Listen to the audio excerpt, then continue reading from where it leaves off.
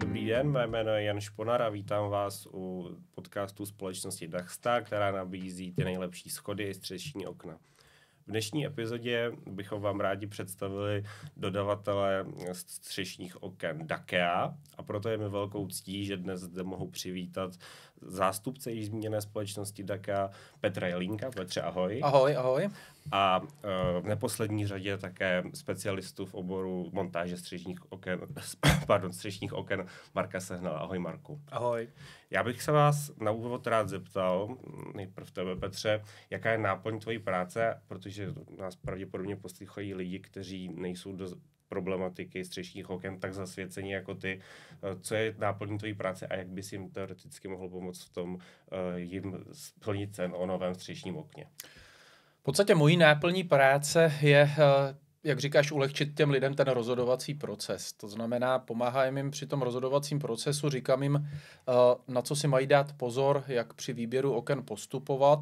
A to je vlastně to téma, kterým si tady dneska budeme procházet a povídat si o tom, jak těm lidem prostě pomoci při jejich volbě ohledně svých nových půdních prostor. Děkuju, Marku. Ty, čím se zabýváš v oblasti střešních oken, čím můžeš být prospěšný potenciálním divákům? Tak určitě, tak já dělám montáže střešních oken, takže samozřejmě u nás ve firmě se okno objedná, já diskutuju s majitelem o tom, co na té střeše jako má za krytiny, a tím vytvoříme nějakou objednávku na to střešní okno s lemováním a já pak následně jedu na montáž toho střešního okna, který se potom rovnou vymění nebo nainstaluje se nové okno. Takže děláš exekutivu. Někdo si objedná, ty dodáš, vyřídíš. Přesně, dodám montáž na klíč. Potom by leckoho zajímalo, jakmile se rozhodnu teda pro to, abych to střešní okno měl, tak nemusím mít nutně střešní okno, ale můžu mít i wikýř. A v jakém případě se hodí lépe co, pokud bych to tak kostrbatě mohl říct, Petře? Při volbě toho, zda střešní okno nebo wikýř, bych já doporučoval vycházet vlastně z půdních prostor a velikosti, které nám ty půdní prostory nabízí. Všeobecně doporučuji při tom rozhodnutí se pověnovat tolik, kolik jakoby očekávám a mám možnost reálně využít z toho půdního prostoru, a pokud se dostanu do situace, že toho místa není dostatek a nejsem omezen v podstatě nějakou okolní zástavbou a orgány, které rozhodují o tom, zda mi dají stavební povolení nebo ne, tak samozřejmě wikýř je jediný další prvek, který umožní rozšířit ten obytný prostor. Pokud toho prostoru mám dost, pak samozřejmě použití střešního okna vyjde výrazně levněji a poskytuje mi, řeknu, větší variabilitu a jakousi hru se světlem v rámci toho obytného podkroví. Co ty, Marku, umíš krom střešního okna i wikýř? Určitě, tak wikýře děláme, ale jak říká Petr, lepší varianta si myslím, že je to střešní okno, protože je jednodušší na tu montáž, je levnější i ta montáž, protože u toho wikýře se musí dělat spoustu doplňků ve střeše, jako je nějaká krokev, více oplechování, takže ta práce je jako náročnější, jak i finančně, tak i časově, tak i proto je to střešní okno pro všechny lepší. Je to pro všechny lepší, no. Je to pro všechny lepší. No tak se rovnou přesuneme k samotnému oknu a já bych se chtěl zeptat, opět vezmeme to takhle vždycky kolečkově, cyklicky od Petra. Z jakého materiálu by to okno mělo ideálně být, nebo co závisí, jaké faktory hrají roli materiálově u střešních oken?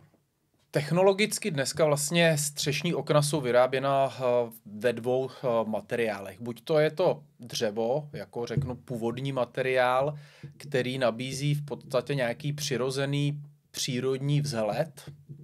No a samozřejmě druhou variantou jsou potom materiály, které jsou bezúdržbové, těch technologií je několik, ale nejčastěji se setkáváme v podstatě s plastovým nebo polyuretanovým, nebo s oknem s polyuretanovým povrchem. No a co se týče volby toho zákazníka, samozřejmě jednu roli určitě bude hrát to, jak to podkroví vypadá. Pokud budu chtít přiznat krokve, budu mít podkroví opatřeno palubkami, v podstatě budeme si hrát na ten přírodní design. Asi je hloupost asazovat, řeknu, plastové střešní okno. Použil bych určitě okno dřevěné. Naproti tomu, pokud jsem investor, který se o to okno, řeknu laicky, nechce starat, potřebuju okna do vlhčích prostor, jako jsou koupelny, kuchyně, toalety, rozhodně bych volil bezúdržbový materiál. Uh-huh. Co se týče toho materiálu, Marku, ještě bych se rád zeptal, hrajou roli i povětrnostní podmínky, například jestli na horách je lepší okno s dřevěným rámem nebo s plastovým, jako v jakém počasí, jaký materiál lépe obstojí? Tak určitě si myslím, že je lepší v těchto podmínkách hlavně volit dobrou skladbu střechy, protože to je základ. Jestli je okno plastový nebo dřevěný, je v celku jedno, jde potom i spíše i o tu údržbu toho střešního okna. Když se nestaráme o to střešní okno, tak po několika letech odcházejí prvky, jako je těsnění, jako jsou panty, tak proto bych se spíš zaměřil potom na tu údržbu toho střešního okna, než na ten materiál, jestli to je plastový nebo dřevěný. Takže to je celku potom jako jedno. Asi bych tady Marka s dovolením doplnil. Skutečně pokud se o to okno budete dobře starat, tak z hlediska užitných vlastností a hlavně životnosti toho produktu se nedá říct, že jeden nebo druhý materiál by byl výrazně lepší. Je to zásadně od toho, co od toho očekáváte a jak moc se tomu produktu chcete potom věnovat. Střešní okno, jak známo, tvoří ještě zasklení, které nejčastěji bývá ve dvou provedeních. A sice dvojsklo, 2 sklíčka za sebou, anebo trojsklo, rovnou 3 sklíčka za sebou. Chci se zeptat, jak moc se to cenově liší a kdy, jaké použít, nebo rovnou jako z ostra trojsklo, Petře? Jako řekl to jednoduše, ale ve skutečnosti je to tak, že prostě doba dvojskel je v podstatě za námi. Prostě veškerý nároky na ty budovy, spotřeba energií a v neposlední řadě v posledních letech i samozřejmě nepříjemný dopad slunečního svitu, přehřívání toho podkroví, tak všechny tyhle ty věci nás v podstatě tlačí víceméně k tomu, aby jsme používali lepší a lepší zasklení. A jestliže jsme před 10-15 lety měli zásadně vysoký podíl dvojskel, řeknu 80-90%, tak dneska těch dvojskel se používá minimum. Je to, řeknu, 10, 15, možná 20%. A je to i z toho důvodu, jak jsi se ptal, jaký je cenový rozdíl. Ten rozdíl se v podstatě zásadně snížil, takže dneska opravdu, pokud vezmu identické okno ve dvojskle nebo v trojskle, tak ten cenový rozdíl se počítá ve 100 korunách a rozhodně už ne v tisících. Takže pokud bych to měl shrnout, tak vždycky trojsklo. Jednoduše řečeno ano. Ano. Takže, vážení diváci, vždycky trojsklo. Tebe se, Marku, zeptám, jak je to s lemováním a krytinou střechy, kterou zrovna mám, jak poznám, z jakého je materiálu, nebo respektive jak si můžu prostřednictvím tebe ověřit, co je to za materiál a podle toho dál postupovat při nákupu střešního okna. Určitě nejlepší je poslat nějakou fotografii a já pak z toho vydedukuju, jaká to je krytina samozřejmě. Že?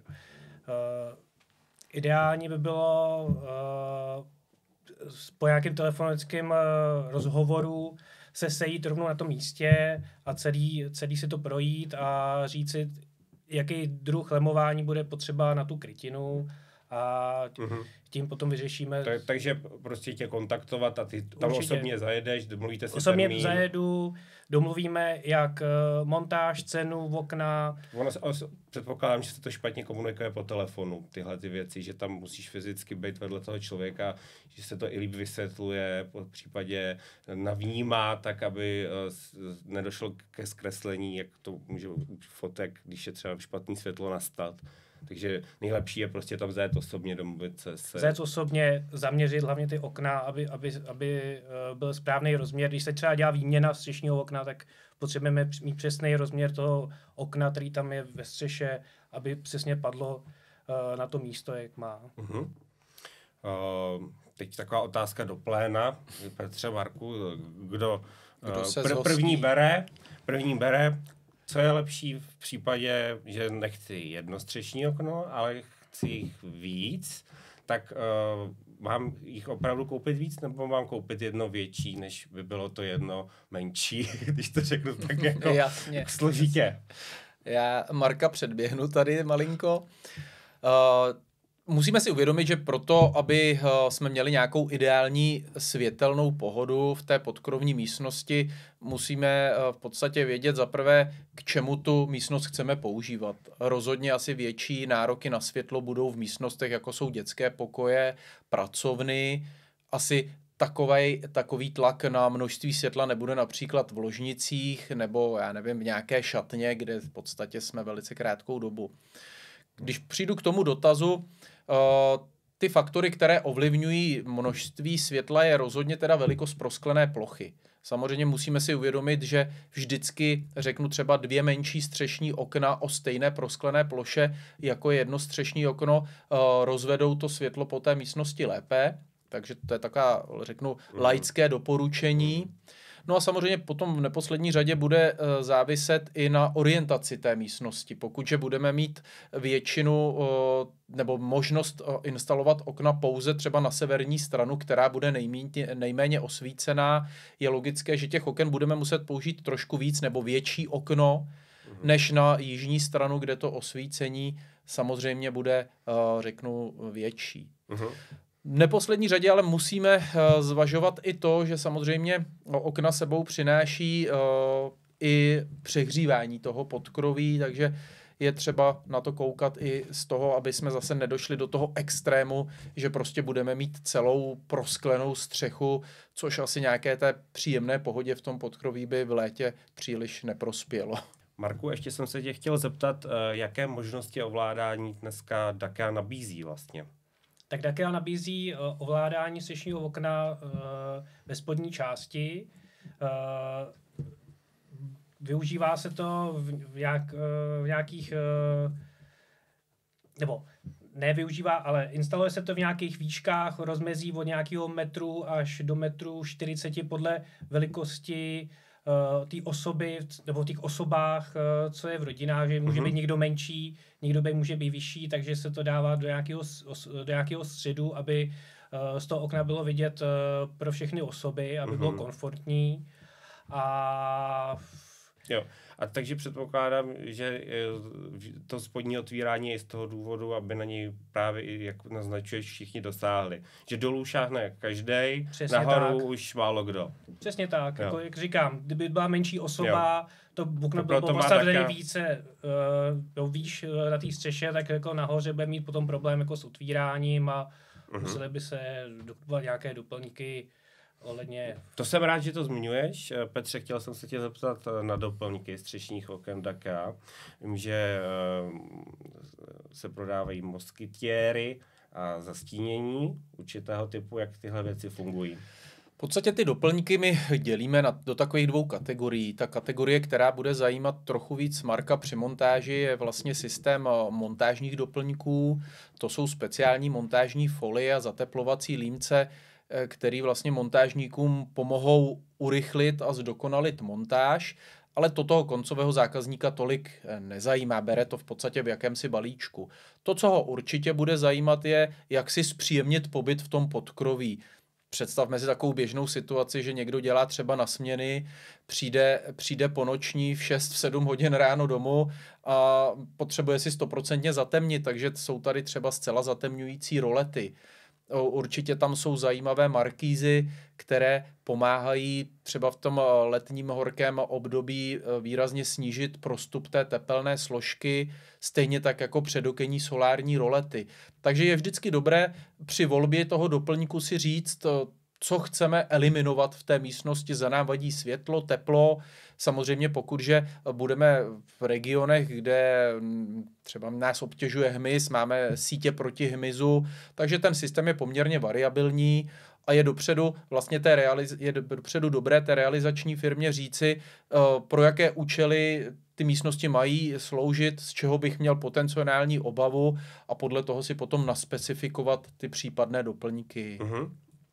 Takže v podstatě velice individuální záležitost, vyžadující osobní konzultaci přímo na místě.